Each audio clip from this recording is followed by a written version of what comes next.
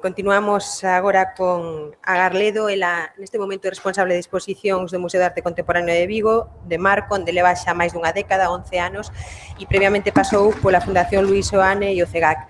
Eu vou ler o seu currículum, me sorprendeu a longa trayectoria e a trayectoria diversa, que é un dos perfiles que máis nos interesan nestas xornadas, porque abrangue tanto parte académica como a profesional, como a docente, co cal creo que nos vai a permitir dar unha perspectiva amplia e moi interesante. O cometido que lle encargamos a ela realmente é difícil. En parte, poñer en orden todo o que estivemos falando ao longo destes 2 días. Ela nos vai a facer unha conferencia sobre a sustentabilidade e o equilibrio do ecosistema. Sin máis, porque vamos un poquinho máis de tempo, pois xa lle dou a palabra. Moitas gracias. Moitas grazas, Berta, grazas ao grupo organizador por terme convidado hoxe a compartir con vos as reflexións dende o ámbito no que eu traballo, que é o ámbito do museo e das artes visuais. Vou abordar, polo tanto, de xeito bastante esquemático, en media hora, algunhas cuestións relacionadas coa produción, a difusión, a programación e a xestión das artes visuais e a súa relación coa sociedade, reivindicando unha planificación do sector probablemente en relación con sectores como as escénicas, as músicas e tal, sin ningún tipo de planificación que permita esta reflexión e esta reivindicación da planificación do sector mudar o modelo actual, que un modelo baseado no espectáculo e na industria cultural cara a outro baseado no estudo e no coñecemento. Analizando a situación dos museos, tentaremos desplazar o foco posto ata o de agora nos continentes para centrarnos nos contidos, propoñendo esta reformulación que resultou ser insostible e a necesidade de traballar de xeito máis colaborativo. Bueno, eu levo, como dicía Berta, e non vou sair do guión porque senón vou me estender moito, pero levo traballando 12 anos no Marco de Vigo, que é un museo, unha fundación privada de interés público participado por varias institucións, o Concello de Vigo, a Xunta de Galicia e o Ministerio de Cultura, e falo dende a experiencia, dende o recoñecemento que ese tipo de modelos nos que eu levo traballando 20 anos non son sostibles.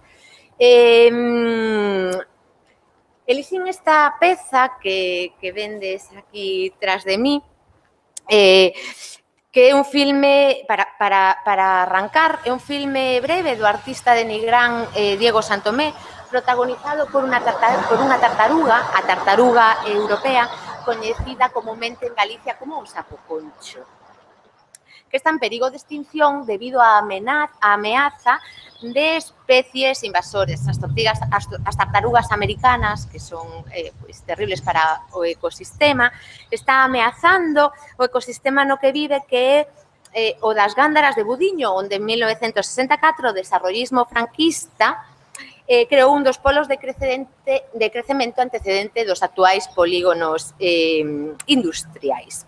O progreso móstrase no filme como dexeneración e a consecuencia do proceso imparable da produción de mercancías é a destrucción do contorno natural e social. Polo tanto, a tartaruga simboliza ese exemplo de supervivencia de determinadas especies ante o avance da civilización e a busca do equilibrio nun espazo en conflito.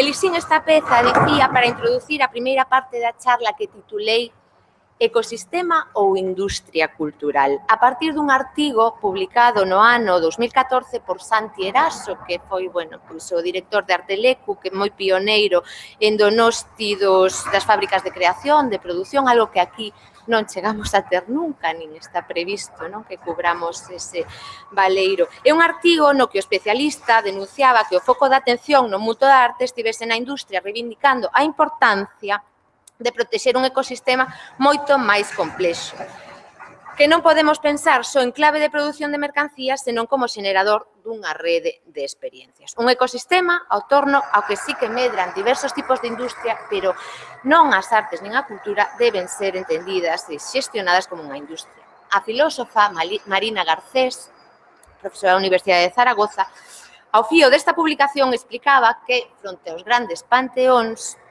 que son os que comen a enerxía e os orzamentos, debe haber un espazo para os libreiros, para os teatrillos, para os locais de baile, para esos lugares onde se produce a vida, ou como dice a autora Garcés, esas sombras en movimento.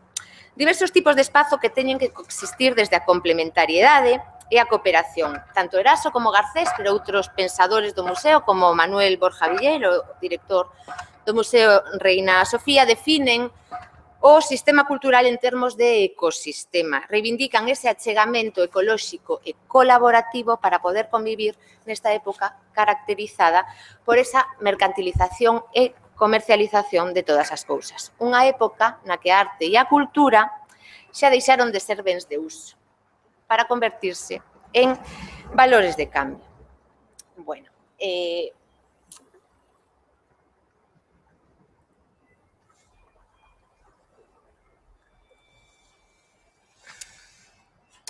aquí traio, a ver se sei agrandalo, si xa está, Tere, creo, ai non, aquí, xa está. Aquí traio unha imaxe dunha exposición producida polo Marco de Vigo no ano 2013 como conclusión a unha investigación que fixemos ao percibir que a maior parte das e dos artistas galegos saían e saen do país ao rematar a formación debido á inexistencia desas mínimas estruturas de apoio, as premios, as bolsas, espazos autoxestionados, espazos de produción e a grande escaseza que hai de lugares, eses lugares que chamamos intermedio de cohesión interxeneracionais fundamentais para crear unha cultura de base. O título Veraneantes, que está tomado dunha obra de teatro de Máximo Gorki,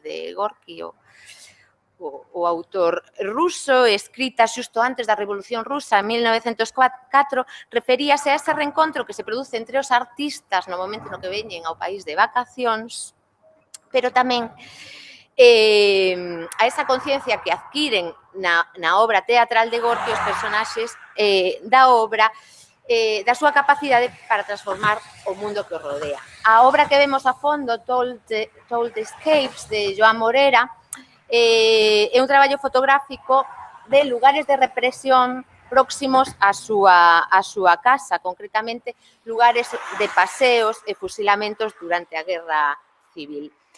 Tanto nesta peza como a peza que vimos de Diego Santomé, ambas pezas son, a priori, obras que non posúen unha finalidade mercantil, senón investigadora, non comercial, como tantas pezas inmateriais ou efémeras que se ascriben ao mundo da arte, pero tentan alonxarse do mundo do mercado. E, aínda que sabemos da capacidade que ten o mercado para desprazar ese valor de uso e converter as pezas en mercancía, ten que haber espazo para traballos baseados nesa investigación, nas reivindicacións ou as reconstruccións da nosa memoria colectiva. E o exemplo desta peza que vos trouxen da artista María Eichhorn, alemana, producida polo Marco de Vigo, que consiste en musealizar unha carta escrita por José Domínguez González a súa muller en febreiro do 37 dende o cárcere de Vigo, o mesmo edificio que ocupa hoxe o museo, momentos antes de ser executado por resistirse ao golpe militar de Franco na provincia de Pontevedra. Pezas como estas só existirán se entendemos a cultura como un ben de uso que hai que apoiar. E o termo ecosistema permítenos precisamente alonxarmonos desa interpretación da arte como produto comercial e discutir sobre a súa rendibilidade en termos alternativos ao economicista. Hai moitos xeitos de programar as artes visuais. Podemos facer exposicións cuxo custe reporte beneficios a pouca xente, como as exposicións dos guerreiros de Xi'an que vemos viaxando, as exposicións sobre os paquetes de exposición que se alugan, o coñecemento alugado. Iso está ben que se faga, pero non dende as administracións públicas. Os cartos públicos están para favorecer outro tipo de comportamento e a distribución democrática dos cartos para que se distribúan entre o maior número de implicadas posible. O ideario do sistema de benestar ao cal se remitía constantemente durante a súa ponencia e o seu modelo de organización social basease nesa xusta redistribución da riqueza. procedentes dos impostos de todas e todos de forma igualitaria. Pero para poder levar a cabo ese labor son necesarias políticas e medidas redistributivas eficaces. Por que os cartos de todas e de todos teñen que investirse en construir constantemente novas estruturas en contido, cando hai unha rede de estruturas desatendidas cun contido capital simbólico xenerado ao longo dos anos que periga por falta de persoal ou de mantemento. E penso no Museo do Pobo Galego, no Museo de Castrelos, na Casa da Parra, no Museo das Peregrinacións e da Cidade, museos de todas as titularidades. Cantas coleccións públicas hai dependentes das diferentes administracións que non coñecemos e están sen investigar? Que ocorrería se, e aquí, María, sinto moito porque sempre sae a Cidade da Cultura a colación, pero se en vez de poñer 11 millóns de euros a disposición da Cidade da Cultura neste ano 2017, utilizásemos eses cartos para dotar de persoal, espazos con contidos, puxésemos en valor as coleccións e o patrimonio público e, atención, tamén privado, sempre que non sexa con fins especulativos e teña interese público. E penso agora no Museo Carlos Maside, que está desprotegido nesta altura, sen poder abrir as súas portas por falta de medios e cunha colección que é patrimonio de todos, que está destruíndose día tras día pola falta dunhas mínimas condicións de mantemento. Que faría tamén se fixésemos circular nunha rede de museos, de academia, outros espazos culturais, un arquivo común que co tempo nos permita traballar de xeito máis autónomo do financiamento dos gobernos. Non son orixinais as miñas demandas. Xa a finais dos anos 90, a Asociación Galega de Artistas Visuais, máis tarde colectivos de artistas como Trans, denunciaban as políticas culturais clientelares favorecidas pola acumulación de poder nas mans dos administradores e debatían alrededor da viabilidade desa cultura que cun custo equilibrado producise un alto rendimento social, garantindo o traballo dignamente retribuído das e dos profesionais. Solicitaban menos eventos espectaculares, que se traduce moitas veces en despilfarro, protexer a cultura da dependencia dos riscos do mercado e urxían as administracións públicas a asumir ese papel de servizo público fronte á acusada tendencia á privatización. O labor dos gobernos que desatenden unha outra vez estas reclamacións é regular o sector, prestar servicio non só mediante os investimentos de cartos, senón tamén legislando e aplicando a legislación para permitir o exercicio das actividades. As políticas planificadas fronte ás da urxencia, que son as que tivemos ata agora, deben manter o apoio sostido e eficaz ao longo das fases de creación, a formación, a produción, a difusión, para ir pouco a pouco mudando este modelo paternalista cara a un máis flexible, colaborativo e horizontal. Un dos aspectos no que é importante facer fincapeo da precarización do exercicio artístico e a consecuente migración a que nos referíamos antes cando falábamos da exposición veraneantes, pero esa desprotección das e dos artistas ven dado tamén pola ausencia dun coleccionismo de proximidade e a desaparición das galerías de arte galegas. No ano 2006 pecharon a DOC en Vigo, a sede de Bacelos de Vigo trasladouse a Madrid, creo que Clérigos pechou tamén no ano 2016, ou pouco antes, pero antes xa pecharan SC en Compostela, o Vegueo en Vigo, sen deternos nas complexidades do mercado. Só comentaremos que moi pequeno, non temos datos do galego, pero o mercado de arte español representa 1% das ventas mundiais e o pequeno crecemento que mostra, ven de sacar un informe a Fundación La Caixa, débese á inversión de fortunas estranxeiras, fundamentalmente latinoamericanas asentadas en España.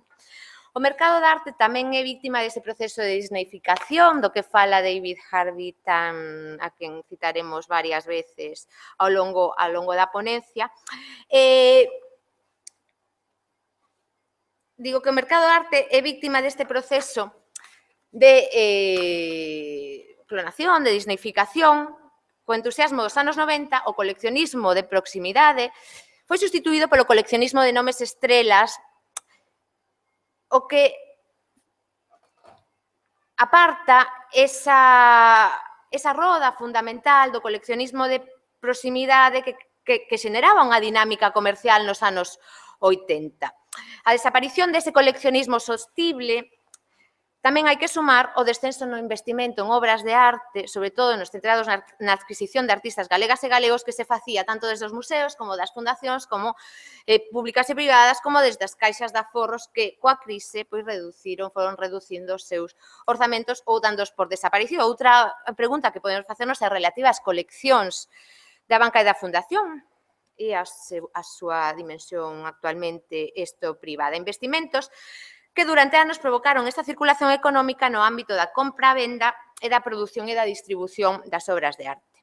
Un sector que continúa reclamando a baixada dos tipos impositivos, ventaxas fiscais para dinamizar as vendas, así como, e agora se está a debatir no Congreso, un novo estatuto do artista, e con eso falábamos da obriga dos gobernos non só de aportar cartos, sino de legislar para favorecer para que se poida levar a cabo o exercicio. Este estatuto do artista no que adapte esa legislación á inestabilidade laboral no ámbito da arte, que poidan acceder á xubilación, entre outras cuestións, como financiar plans de apoio á formación e vincularlo a outras fases da produción e difusión. Estes son os datos da Fundación Nebrija, que co apoio da Universidade de Granada ven de publicar, e é estupendo porque é a primeira vez que temos datos desagregados deste sector e tan específicos, lamentablemente non se refiren ao caso galego, pero visto que que está sempre por baixo da media no que aporta ao PIB da cultura a Galicia, pois podemos entender que máis ou menos estamos nesas cifras. A actividade económica das e dos artistas en España constata que son 15% das e dos artistas pode vivir exclusivamente da arte e o 50% declara percibir ingresos por debaixo do salario mínimo interprofesional. Os autores conclúen, e isto é moi interesante, que as artistas, eu engadiría as e os traballadores das artes visuais ou da cultura, coa súa actividade e aportacións económicas indirectas, son os maiores mecenas da actividade artística. E que o propio ámbito da arte o que se subvenciona así mesmo. O contexto das artes visuais en Galicia e tamén o comentaba Inma hai un momento, moi institucionalizado, polo que é recomendable non falar del meramente en termos economicistas, tentar medir a rendibilidade dende parámetros cualitativos non só cuantitativos. Téndese a reducir o valor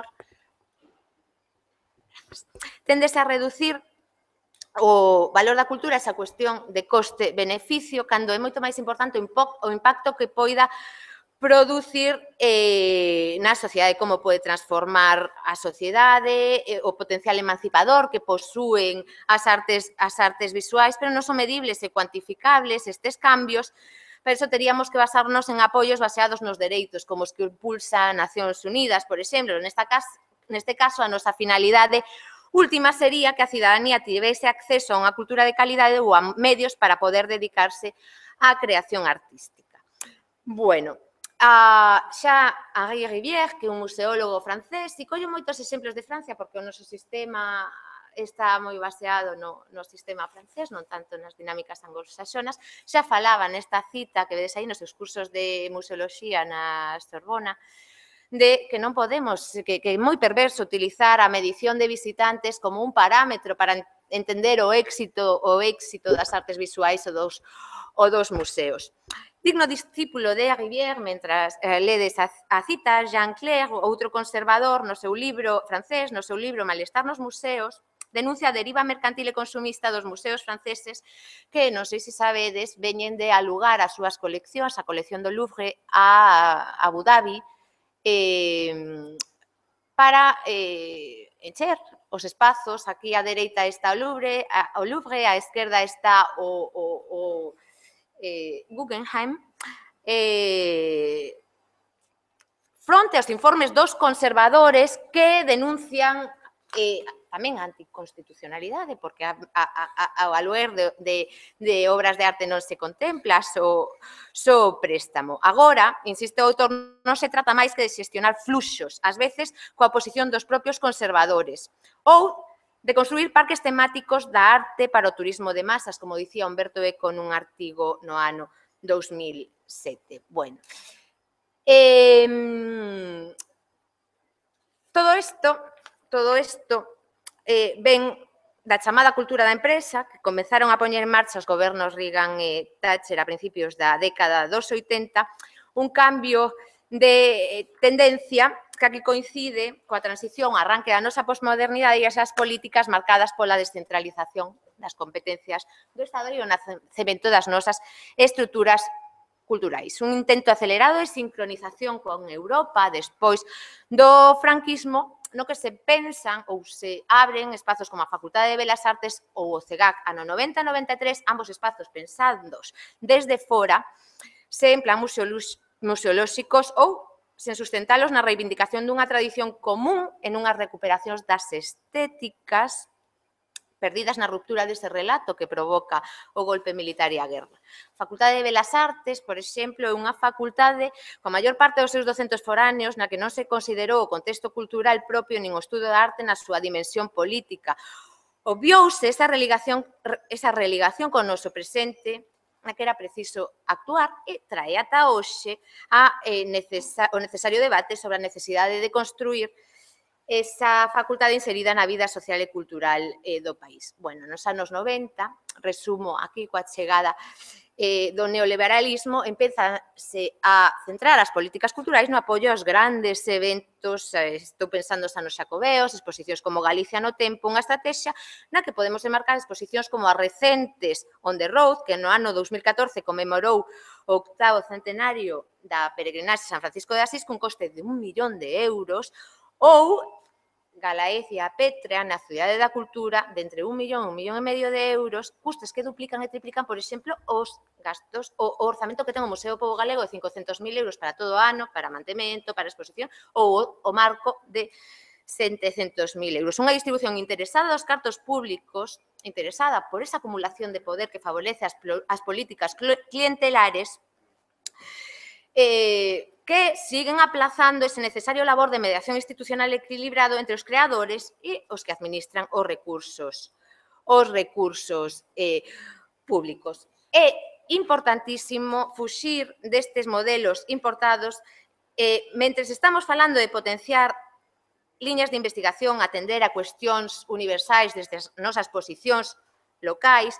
A xente que se dedica a facer política, e traigo aquí unha noticia de Abel Caballero que saiu na prensa hai 2 semanas ante a crise do marco, cita que o marco será como o Guggenheim, cando xa é sabido anos despois que o modelo creado polo Guggenheim, polo director do Guggenheim, Thomas Krenz, o Museo Crustáceo, como o chama Jean Clair, que son museos baleirados da carne tenra e sabrosa das coleccións as que se supoñía que debería protexer, pero xa non as protexe porque non existen, están baleiros, son museos que priman o espectáculo e o éxito do Guggenheim non se debe só a un continente, sino todo un proceso de regeneración e construcción de capital simbólico que rodeou a súa edificación. Fronte a isto, propoñemos a reivindicación do sistema da comprensión da arte como un servizo público, a pesar de que durante os últimos 20 ou 30 anos se demostrou que as institucións non son sostibles, que foron creadas só para depender dos orzamentos públicos sen sequera prever un orzamento para o funcionamento regular destas estruturas. Esta urxencia por exhibir, por inaugurar e festexar aprazou esa reflexión que xa non podemos pospoñer máis. Debería ter motivado unha inversión e non subvención, que estou de acordo co que dicía antes Inma, a subvención temos que interpretar en termos de investimento, para ordear as prácticas producidas nos entornos propios. Esas liñas de traballo para dotar de identidade e singularidade os nosos espazos, para que se neren unha base sobre a que traballar no futuro. Temos unha estrutura institucional que urxe repensar no momento no que o sistema económico en recesión provoca esa carencia de fondos para atendela, pero un dato moi interesante é saber que estamos moi por debaixo da media europea en número de museos por habitantes. Fixemos un esforzo, pero se a media europea está en torno a 4,8 museos, en España está a 3,2, a bastante distancia de outros países como Suiza, Luxemburgo, Austria, Francia, Croacia ou Finlandia. Son datos recollidos da EGMUS, que é o European Group of Museum Statistics, que ten unhas estadísticas moi actualizadas e moi interesantes para medir en termos comparativos os datos vinculados aos museos. Fixose un esforzo por medrar para converxer con Europa, a ratio nos 80 a primeiros estaba menos dun museo por cada 100.000 habitantes, pero fixose de xeito apresurado sen planificación, o que provoca que o ratio estexa estancado desde o ano 2008. Na media de gasto por habitante en museos estamos casi na media, pero por qué? Porque investimos, pero o maior investimento dase en infraestructuras, equipamentos, rehabilitacións e non no gasto en persoal. Debemos valorar esa política de inversións destinando partes dos recursos que se empregan para estas infraestructuras para crear emprego especializado o que redundará no futuro nun mellor uso dos espacios e un aumento de emprego en xeral. Estamos a enfrentarnos desde estas... xa pasou a media hora. 5 minutiños teño para rematar. Moitas grazas. Estamos a enfrentarnos desde as institucións a esta ameaza que provoca a imposibilidade de atender o sistema tal e como foi formulado. Pero é importante insistir nese cambio de paradigma que protexa os museos e na reclamación dun novo modelo que xenere intercambio fronte ao modelo acumulativo. Debemos reivindicar esa condición de servizo público, sacar as artes da cadea de valor capitalista.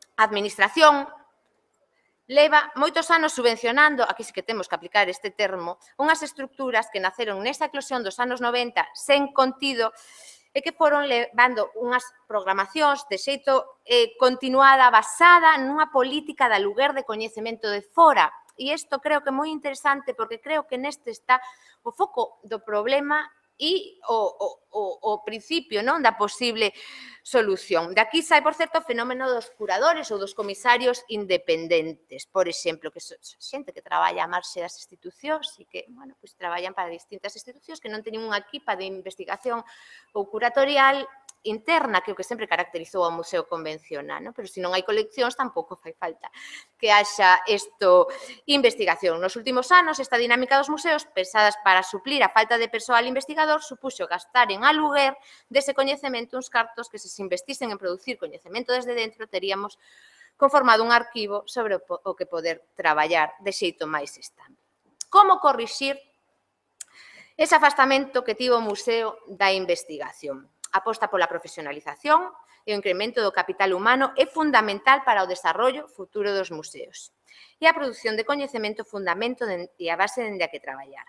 Fronte á media europea, que tamén está por riba da española en número de traballadores por museo, na que o número de especialistas nas plantillas xerais é do 48,7%, en España do 30%. Seguimos con datos da EGMUS. Se non hai recursos para dotar de persoal todas as estruturas, o diálogo entre o museo e a universidade pode achegar esa solución á grave deficiencia das nosas institucións, xa que desde a academia podese achegar a produción de coñecemento que demanda o museo e desde este dar visibilidade ás investigacións. Transferencia de coñecemento, que noutros ámbitos é habitual, que pode axudarnos a aproveitar os recursos e traballar dun xeito máis permeable, aberto, democrático e tamén máis independente das inxerencias políticas. Supón cambiar os modelos organizativos e entender as liñas de investigación como o esqueleto. Mentre remato, que só me queda unha pequena reflexión, quería poñervos outra película do mesmo autor, Diego Santomé, para acompañar visualmente o final. Establecer estas relacións entre academias, editoras, os espazos de produción, os museos, nos permitirá aproveitar sinerxias e recursos, unha economía circular baseada no potencial da cultura para crear un sistema de relacións sostibles, precisamente o que esta empresa fixo hai moitos anos, non o modelo actual, sino o modelo actual. Non estou sendo, xa dixen, original nas reclamacións, tampouco nesta última que vou facer, sobre a necesidade de trazar así un plan de museos para ordenar e modernizar a rede galega, que un proxecto anunciado xa no ano 2008 pola Consellería de Cultura, cando gobernaba o bipartito, para regular e ordenar ao redor dos 80 centros que existen na comunidade. Un plan que serviría para poñer en común as coleccións e convertelas nese grande arquivo ao servizo de todos. Unha lei cun órgano de xestión común e independente que reúna a todas as administracións para contribuir xuntas a ordenar o primeiro paso para rendibilizar. Moitas grazas.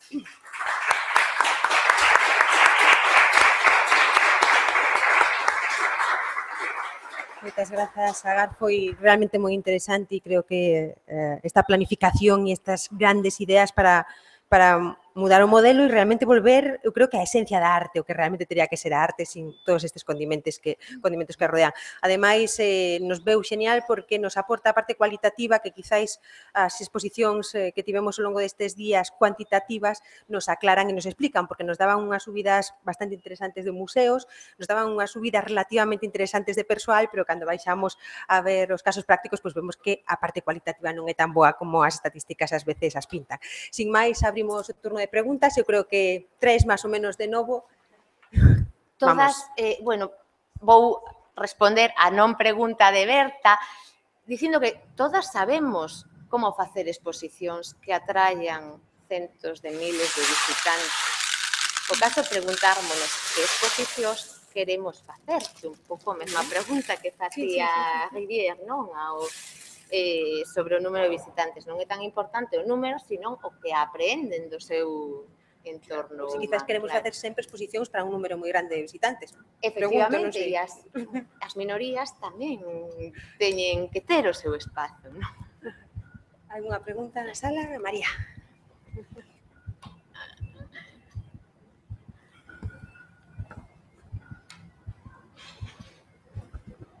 Con licenza. Como son do sur. Quería aclarar, bueno, que si hai 5 anos Galicia Petria sí que costou 1,5 millón de euros e dende ese momento ata a actualidade nivelamos o investimento, aínda que eu non estou de acordo, creo que deberíamos de ter mantido o mesmo orzamento da actividade cultural, que non son 11 millóns de euros, é 1 millón de euros para toda a actividade cultural que se fai na Cidade da Cultura, para os 6.000 metros cadrados do museo, Cidade Imaginaria, Nexos. Bueno, é un pouco por concretar e aquilatar as cifras. Concordo completamente contigo na introdución do termo ecosistema e tamén concordo completamente contigo no que é a creación de coñecemento, porque é fundamental para avanzar. E, bueno, eu penso que, aludindo pois ao Laboratorio de Formas, non, ao proxecto Sargadelos, se vos apetecir a Cidade da Cultura, podedes ver en Árbora Cadeira precisamente os deseños en moble de Isaac Díaz Pardo, como Juan e Alejandro de la Sota, e Xosé Barbó, que tamén era de Vigo, infelizmente morreu moi cedo. E, bueno, moitas gracias e moito ánimo, porque o Marco en Vigo, que son de Vigo, pois ten un papel fundamental na vida da cidade. Grazas, María. Bueno, agradezo as aclaracións. É certo, non, que os cartos non son únicamente para a programación, pero os 500.000 euros do Museo do Pobo Galego son tamén para mantemento, para persoal. É dicir, claro, eu sei que coa precariedade dos outros non se pode xustificar, non, as grandes cantidades que se dedican, que ás veces, bueno, son necesarias, pero cando falamos de equilibrio do ecosistema, falamos de que teñen que existir esos espazos que non existen, esos espazos intermedios, porque sabemos que todo, dende a distribución que se fai, non, dos cartos públicos dende o poder, pois canalízase cara a lugares de interés. Podemos facernos a mesma pregunta sobre, pois, por que determinados artistas expoñen todos os anos en institucións públicas e outros non se expoñen nunca, porque son os máis importantes ou porque hai toda unha cadea, non, de propaganda dende o poder para facernos creer que son os artistas importantes. Entón, bueno, é todo complexo, pero hai solucións. Por exemplo, falabas agora do Marco de Vigo. Non quixen centrar a ponencia e podería ter falado media hora sobre o Marco de Vigo, porque é un claro exemplo, non, desa dinámica imparable, non, de consumo na que nos metimos sen pensar nunca, en que se planificamos os proxectos. Agora mesmo o Marco de Vigo, se tivera tido un departamento curatorial e de investigación dende hai 15 anos, igual que ocorre no CEGAC, que o falábamos outro día, non, isto, nunha mesa redonda que moderou Chus, que está aquí, a estas alturas, teríamos creado un arquivo de coñecemento e de investigación co que facer exposicións sen precisar pagar máis investigación e coñecemento. O problema é que o Marco de Vigo, que está enfrontándose agora, non, a un debate. O problema é que o debate o están tendo os políticos locais dende o Concello sen comunicar cales son as súas intencións, o que trasluce por esas noticias que vimos en prensa é que está pensando o alcalde de Vigo en que o Marco se convirta nun Guggenheim. E o millor non precisamos máis Guggenheims, porque xa nos dimos conta de que non son sostibles. O mellor precisamos centros culturais dun alcance local que traballen cuestións universais dende posicións locais e que xeneren e axuden a dinamizar ese tecido e ese contextus, diálogo do tecido, non? Que é algo pois moi bueno, que nos falta. Hai unha pregunta, Cristina? Outra vez, non sei se é unha pregunta ou unha reflexión, pero gracias, porque aprendi moitos datos que non tiña claros e hoxe pola mañá na miña ponencia falaba do efecto de borde, que é un término tamén de bioloxía, no que o mundo no que traballo eu nos Estados Unidos, non, na idea de que cando dous ecosistemas se unen nesa intersección é onde máis creatividade hai, non? Escoitándote, agora acaboume de darte conta de que nos últimos 20 anos de carreira traballei o mellor nuns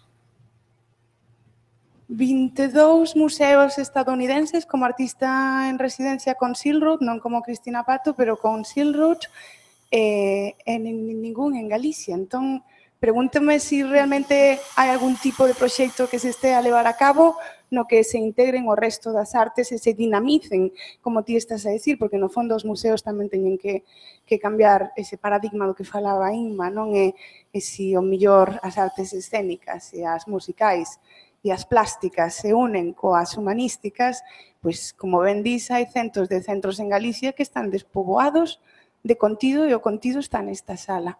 Así que non creo que sexa unha pregunta, é máis unha reflexión. Sí, unha reflexión moi acertada, porque deixan evidencia o que falábamos minutos atrás sobre esa carencia destes espazos intermedios que poidan, como dicía a filósofa Marina Garcés, convivir as pequenas librerías, os espazos autoxestionados, cos grandes espazos que son os que fagocitan os orzamentos e o espazo. Gracias. Outra pregunta, Inma.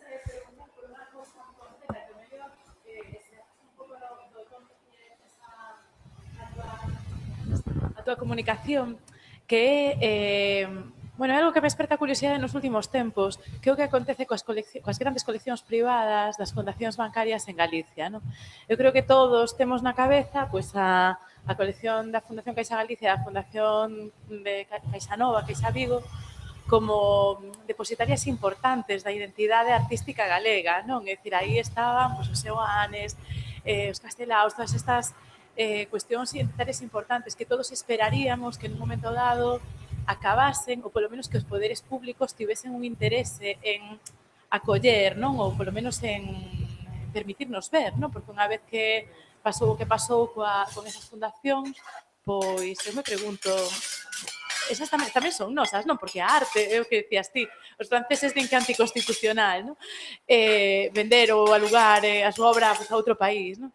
Eu lembro o debate que non foi non se estendeu moito no tempo, pero sí que se iniciou aquel debate sobre, bueno, que vai pasar con estas coleccións, por que a Xunta non fai algo, non? Por recuperalas e polo menos por permitir que se visibilicen, porque tamén sería unha forma de dotar de contido, non? todas esas infraestructuras que, bueno, ademais creo eu que eres unha persoa moi elegante, eu que son así moi cara dura, sempre o digo, non? Realmente se fixeron polo motivo que se fixeron, non? Aí están as tramas Gürtel e todas estas cousas para mostrar cal era o interese extracultural absolutamente de xenerar economía alrededor das infraestructuras culturais, non? Pero claro, xa que están, por que non houve un intento de... E é unha pregunta real, non é capciosa. Que problemas hai? Supoño que hai algunha cuestión legal tamén por detrás, non sei, me gustaría saber a túa opinión sobre todo iso. Bueno, despois fago un comentario, despois pasamos o micro a María Pereira, que María Pereira foi a responsable, claro, da colección de actualmente a Fundación, non a banca, Caixa Nova, Caixa de Aforros e tal. Bueno, sobre unha parte da pregunta que ti facías, as coleccións están protegidas, son ben de interese cultural, era eso que querías decir.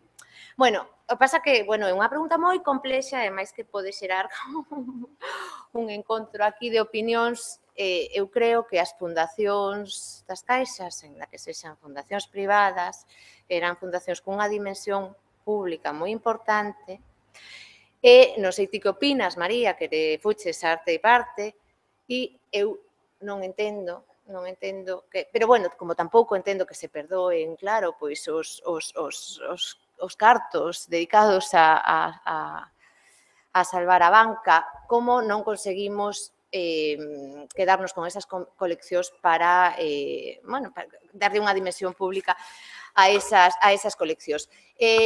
O que eu falaba ao final, cando falaba desa necesidade de traballar en rede e xerar unha planificación de museos e un órgano que representa a todas as administracións para facer un arquivo común de museos públicos, fundacións privadas, todo tipo de espacio, era precisamente eso, de aproveitar o patrimonio, tanto público ou privado, pero patrimonio de todas e todos, ao fin e ao cabo, que temos no país, para xerar ese arquivo co que poder traballar de xeito independente das inxerencias políticas cando nos recortan os orzamentos, por exemplo, non?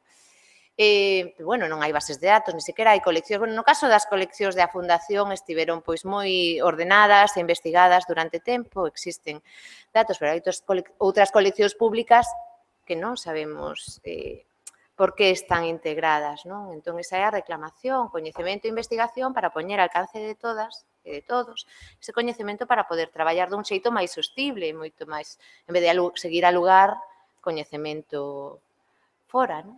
Moitas grazas, Agar. Perdón, María, querías Mira, puntualizar. eu únicamente o que teño que decir é que as coleccións teñen unha titularidade que non se pode cambiar.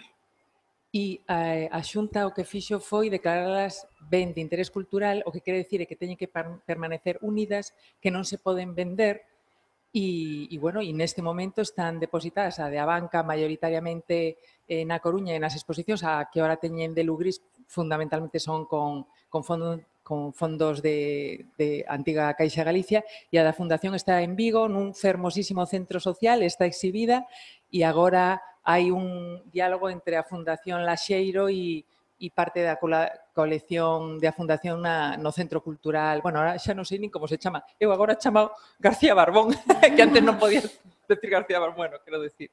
Bueno, o que quero decir tamén, apuntar brevemente o fío de Cristina Pato, e é que o que comentas de artista en residencia, evidentemente é unha eiva no noso sistema cultural ou artistas en residencia. A ver, aquí temos a Real Filarmonía, que é orquesta residente no Auditorio de Galicia, Sinfónica de Galicia no Pazo de Congresos, pero nós o que procuramos no museo que non temos colección, as exposicións son de produción propia, e a verdade é que é un esforzo importante. O que pasa é que hai moitas coleccións para exhibir e darlle outras lecturas e investigar e incluso producir obra, pero tratamos tamén de que o espacio sexa máis versátil e que haxa outro tipo de actividades. Estou pensando en Escenas do Cambio, que é un festival de artes escénicas que, certo, menos palabra, é certo, pero sí, é unha escena contemporánea máis vinculado co corpo, pero, bueno, tamén eu creo que, bueno, estamos no ano 2017 e, bueno, eu concordo con esa corrente, entendo o que queres decir, aínda que o mellor non estea de acordo na posición política, pero respeto e, ademais, me parece que hai que ter unha posición política porque todos estamos facendo política cando nos manifestamos e así, simplemente, ala, chao. Moitas gracias, María. Non sei se queres engadir algo máis. Non, grazas pola paciencia e polo tempo. Pois moitas gracias. Entón, despedimos cun forte aplauso á convidada.